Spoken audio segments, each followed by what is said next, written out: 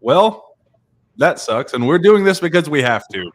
Kentucky falls in the most heartbreaking, unimaginable way possible at the buzzer down in Baton Rouge, 75-74. Tyrell Ward gets a prayer to fall in a game that Kentucky shouldn't even come down to the last point, that last possession. I don't remember the last time I personally have been this frustrated, and I'm ready to get some passion flowing a little bit. Zach Gagan with Stephen Peak alongside myself. Zach, immediate rapid reaction of just what you're feeling internally, because I know how I'm feeling right now. If you could look up the picture LOL or just the word for that, there would just be a picture of me just laughing as the result of that after that shot went in, because that's just kind of what it was. Steven he was doing his fan talking after and said, it's insane that Kentucky lost that game. And I said, is it really insane that they lost that game? Because that's just kind of how things seem to go lately for Kentucky, where it looks like they're about to kind of take off, and then something like this happens where they just had so many stretches of just scoring droughts, bad basketball on both ends. Thank goodness Rob Dillingham played like a top 3 NBA draft pick in the second half, or who knows how the end of that game actually ends up going. But Dillingham, I mean, if I can praise Dillingham for a second, that kid struggled really, really hard in the first half, and then he came back and he was pissed off. You could tell he was pissed pretty much that whole second half, and it fueled him. He managed to not get technicals sometimes when I thought maybe he could have gotten one or maybe creeped up to one, and he just kept hitting tough shot after tough shot. He hit the would-be game winner with 13 seconds left. One of the toughest probably shots that he's taken all season, a step back contested 2 in the corner. But Kentucky just couldn't get stops when they needed them, and it's just disappointing. I think that's probably, if I can sum up everything I just said, Jack, into one word, it would be disappointment, because Kentucky had all the chips are kind of coming together for them to make a run to get a top 4 seed in the SEC, and then something like this happens, and then Cal answers 2 questions in the press conference, and then all the vibes are just suddenly terrible again. All it takes is one 40-minute game for the vibes to go from all the way up here to all the way down here. I love that meme, Jack, of the graphs going up and down. We were up here with 1 minute into the second half, and then now we're all the way back down here again. So, Stephen, you and I were at Auburn. We had a blast. It was a great time. Feeling as confident as we ever have coming home from a road game. I'm glad we didn't go to this one because I think that drive home probably would have been an all-timer for you especially. So the game starts in a track meet, favors Kentucky typically. Then it kind of turns into a defensive rock fight, something that we've seen. I don't know if it was more of a rock fight or both teams just kind of throwing up clunkers and breaking shot after shot. But then Kentucky uses a 10-0 run to close out the first half, and then opens the second with back-to-back made shots to go up 15 points with 19 minutes to go in the game. At that moment, that was what you kind of expected going in, where the two teams, the talent differential is pretty obvious.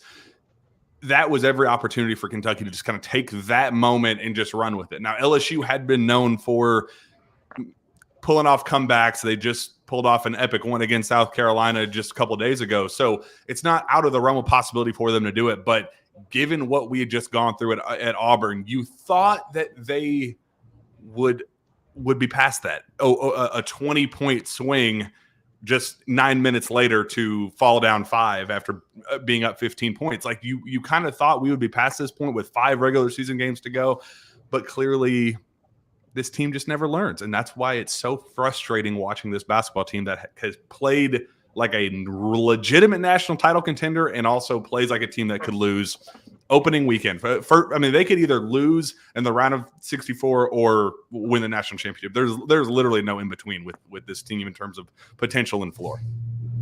Yeah, this game was, I thought, over 42-27. I think a lot of people here at KS Bar thought the same. They're up by 15. They're cruising. They just came off a win against Auburn. Let me remind people, LSU is not that good of a team. They were 5-7 in the SEC, I think, coming in. This is not one of those, parity is the reason we can't win the SEC anymore. It's not why Alabama only has 2 SEC losses. maybe we should save our victory laps for maybe, let's wait till the end of the season. Let's wait till things play out. Because, yeah, like Zach mentioned, we're going to do 2 questions after this press conference, after the weirdest press conference I've ever seen. And after, I thought Cal coached a great game in Auburn. And I haven't, I'm not breaking down the tape like you guys are able to. So to be able to say that this was on Cal or anything like that, I don't know. But I'm just this was, again, another moment where you think this is all turned. And it's like you look at the schedule and you're thinking, hey, maybe you win this game easy. But now I'm starting to feel like Alabama at home, that's a win. And then you don't play anybody any good. Well, you got to go to Mississippi State. But Tennessee's the last game on your schedule that I'm like, that's the only one you might lose. And you're looking at like a 3rd place finish in the SEC. Now we're back to worrying about playing on Thursday again. We talked about a stat earlier that Kentucky, in the last 4 years, and I had Hoops Insight kind of check my math here. They were 3 of 31 coming in on potential game-winning plays. So this is last 30 seconds. Kentucky, out of 31 tries, 31 tries in the last 4 years, Kentucky has made a shot on 32 tries. Now 4 of them. They've lost 3 of those games. How? It's insane. Are we cursed? Because every time I go to I want to buy in. I love this team, man. I love these players. We talked about it the whole way back from Auburn. There is nothing about this team that I don't like. These are all good kids. I believe they all want to win. This is another game where you wish you had a full roster. Maybe that makes a difference. But I love these players individually and as a team. And it's there are 4 losses right now that you could take off this record. It's frustrating. I was not a fan of it turning into a foul fest in the second half, Zach. I thought that slowed the momentum. I thought that just kind of turned the game into a screeching halt. Whether you agree with the calls or not, some of the goaltend that you review later, we get more of that nonsense. Just the second half, it just blows my mind how things unfolded with so many different reasons. I don't think the fight was there the way we saw at Auburn. The physicality that we had seen, a very clear breakthrough there is now just completely under the bridge. Just so many different angles here that I don't know. I thought we were past this. I maybe I'm just fool's gold on my part, but I just don't know how you respond the way coming up with a blueprint that they did down on the plains at Auburn, and then 4 days later, just kind of laying it out there the way they did, just not having heart. I mean, it almost felt like they thought they were going to go down there and hit cruise control and win running away, especially when they got up 15. And just it felt like that point on, they really didn't have any sense of urgency until the last 3 minutes. And then at that point, it becomes a true road game in the SEC where anything could happen. So just really disappointed in the response. I think that's the biggest kind of sticking point with me right now. Yeah, and like you said, the fouls, it definitely got a little ticky-tack there in the second half. I do think that both teams were, being more aggressive, and I think a lot of those fouls were maybe warranted, but Kentucky went 12 for 12 from the free throw line in the second half. They didn't even shoot a free throw in the first half. So, if we want to kind of point to that as maybe a reason that Kentucky got slowed down, they took advantage of those opportunities. Some of the things that if we can go back to the first half, I think Jordan Burke saw way too many minutes. I just don't think that he's primed up for games like this when the setting is not against Vanderbilt. We saw Aaron Bradshaw and Big Z both come in. It just felt like what Kentucky had with the rotation, especially against Auburn. I know they brought in guys like Aaron as well, but just felt like they went away from that. And then there was that 5-minute stretch in the first half where Kentucky just could not buy a layup for some reason. It was just missing layup after layup. They had an opportunity there to kind of blow the game open. They still ended up doing that towards the end of the first half, but maybe it's different if that's a almost 15, 17-point lead going into the halftime. Then things are different, and maybe LSU's just completely demoralized at that point. But in the second half, it was just the offense is just confusing to watch sometimes. And it's hard too because you've got guys like DJ Wagner, who's just trying to get himself going, and he's just missing open shots. And then, Reeves was even, I think Reeves was 1 for 4 from the field, or 1 for 5 from the field in the second half, and he still led the team in scoring with 25. Most of it just came from the free throw line. They just didn't really they didn't really have anyone to go to in the second half. It felt like, until Rob just decided to take over, and Cal was even you could see him on the sideline just telling Rob to pretty much go one-on-one at times, because that was really all they could manage. And I guess you can credit LSU's defense for that too. I thought they did a pretty good job. Kentucky shot 39% from the field in the second half. So LSU had a good game plan down the end there. Kentucky just couldn't counter it, for whatever reason. I'm sure some of it, I think, was just Kentucky players missing a lot of shots that we've seen them hit. Some of it was early on with some of the substitutions. I still genuinely do not think that Jordan Berg should be playing minutes in games like this. I just don't think he brings anything that's beneficial to the floor. And I think we're almost getting to that point with Aaron too. So it's just frustrating from that perspective, because the game could have been blown open a little bit earlier, and who knows how things unfold from there. But it's just a lack of the offense just kind of sputtered down there at the end outside of Rob, and then just became one-dimensional, a little bit easier to defend, and that's how you get a loss like that. And Stephen, I think big picture now, looking forward, what hurts the most about this is now dreams of a 3 seed coming back, and they had found the momentum moving forward. They had kind of found the blueprint for themselves to end the year on a pretty nice little streak. And had you won this one, the path to even win, ending tied, at least having a share for the league was there on the table. Assuming you take care of business on Saturday against Alabama, there was at least an avenue there for 3 seed and winning, or at least having a share of the SEC.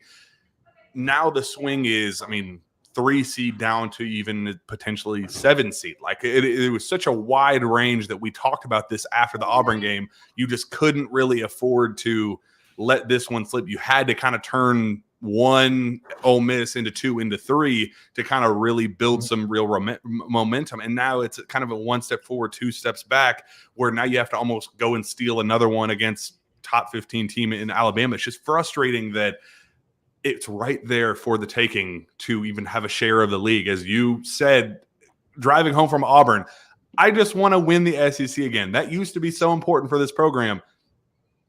Now that might not be on the table anymore. Very, very unlikely now at this point, when it was just kind of right there for the taking, even considering the setback that started the year with 7 way too early losses.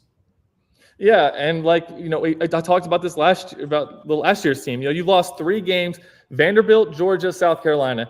You flipped those as wins because they absolutely should have been. You're 15-3. We're gonna doing that. We're doing the same thing again. We're not winning these close SEC games. Any game that comes down to the buzzer now. Drew Franklin and I were talking. We have Kentucky. I don't want to hate on Kentucky football, but we have Kentucky football feelings. There's it's just when you historically lose on Hail Marys, you just get this how are we going to screw it up this time? Or, what's going to happen, or what flag's going to go against us? And now we're watching basketball games like that because we just don't win close games anymore.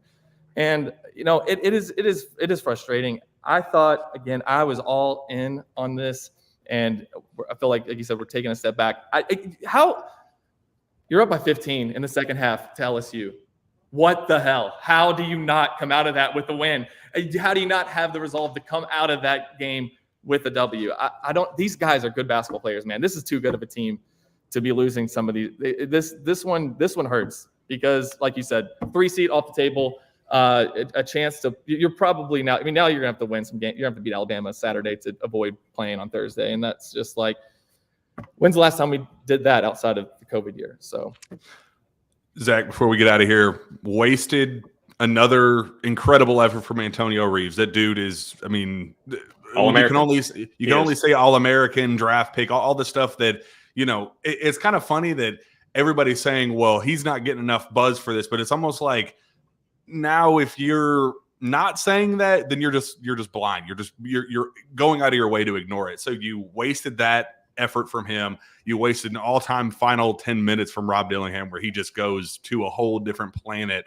Even Adu Thiero did some really nice things, kind of emerging as that putback highlight reel poster guy that, you know, every team needs, a nice little physical presence. There were so many individual things that, you know, Justin Edwards making shots. I thought he played really well for the most part. And it's all for like poof, nothing. And I mean, 12 seconds left, you thought that Kentucky was going to win this game. Rob Dillingham hits the potential game winner, and then it just all poofs away in the last one single second, and here we are. It's sad, man. Very sad. Should Rob be starting? Like, I know he had some troubles in the first half, but man, that guy is the absolute, like, he is the NBA stud that we have. Yeah. I mean, my thing with Rob is, you know, you kind of saw he played he probably had 30 minutes. He probably played 15 or 20 of them were not very good, and then 10 were good. So Rob's, I don't know if he's a guy that can sustain 30 minutes throughout a whole game and be consistently that good. But it's just kind of going off what Jack was saying. Side note about Justin Edwards, that catch and shoot three that he has is just beautiful. I don't know the form that he has, but it's just gorgeous, especially when it goes in, which thank God it did tonight. Obviously didn't matter, but if we can talk about Ugo for a second, he kind of got just flat out exposed all game long. I don't think he had a good game at all. They were just kind of going at him. LSU's bigs, they've got a few of them that were, 6'8", 6'9", 6'10". They were just going at him. It really wasn't much resistance there. I don't even know if he had a block. I can look that up just real quick. He had one block. So, yeah, I don't really know what else to tell you, Jack, other than it was just disappointing. So it'll be interesting. But, I will say this, though. It would not shock me in any way if UK beats Alabama by 10 points on Saturday. It wouldn't shock me at all. Yeah. And that's why – how can you say with confidence what the end result is for this team? Like, there is literally a path to either thing. Like, this thing could either the wheels could fall off or they could ride it off into the sunset. Like, there is no in between with this team, and it's a blast. These games are exciting for better and a whole lot worse. Unfortunately, yeah. It just sucks that we can't have the winning end of some drama at the end. Like, why can't it just be Rob hitting the game winner and us celebrating Rob? Like, it sucks, man. Now we have to go back to Rupp Arena and steal one against Alabama, a hot Alabama team that's going to score 100 points, and we just got to score 102. So wish we had a happier ending to this. Unfortunately, we did not. So guess we'll see what happens on Saturday. Jack Pilgrim, Zach Gagan, Stephen Peak. I'm sorry that the Cats lost. We'll see you Saturday.